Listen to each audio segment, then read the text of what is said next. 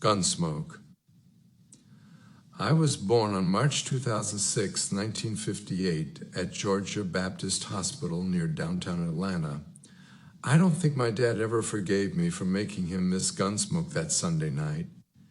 To make matters worse, once we got to the hospital, my mom had to stay in bed for another 2 days while I procrastinated. I don't think she ever fully forgave me either. I can practically remember them saying, "This one is going to be nothing but trouble." My dad just shook his head and stared at the floor, thinking about that episode of Gunsmoke he missed. My mom just stared at the hospital room ceiling and sighed. That may just be my imagination, but then again, maybe not. The Chinese zodiac sign for March 26th is the dog, and the sun sign is Aries, which is just a fancy word for a damned old ram, which is what I think people mean when they say an old soul. I was born a ram dog. The #1 song that year on the radio was Tequila. Jailhouse Rock and Sweet Little 16 were up near the top 2. Dwight D. Eisenhower was president. Elvis reported to the Army on March 24th.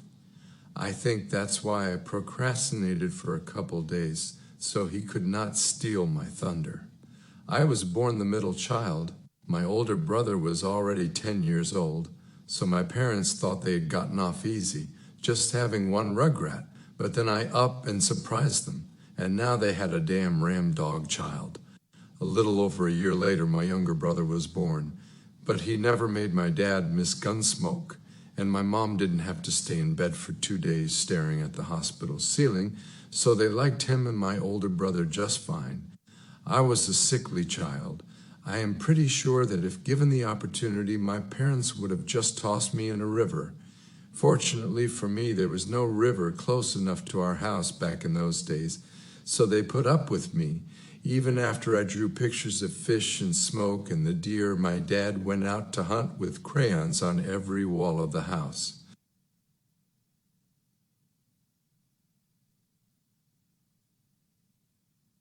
The first wagon load of lumber came the next day.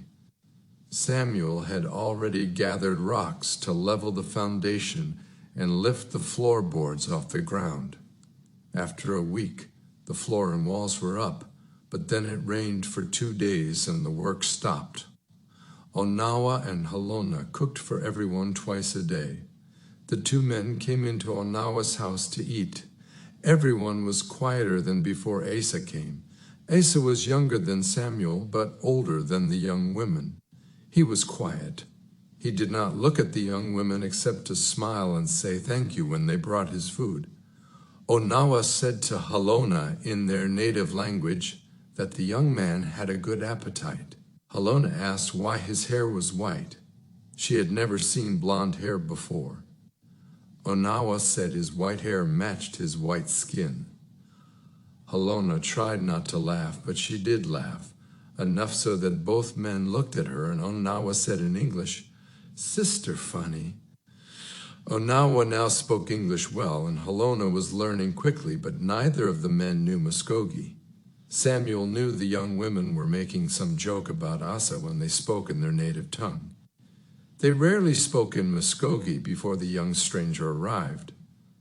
After another week, the first room was finished. Asa brought his things from his old room at the trading post.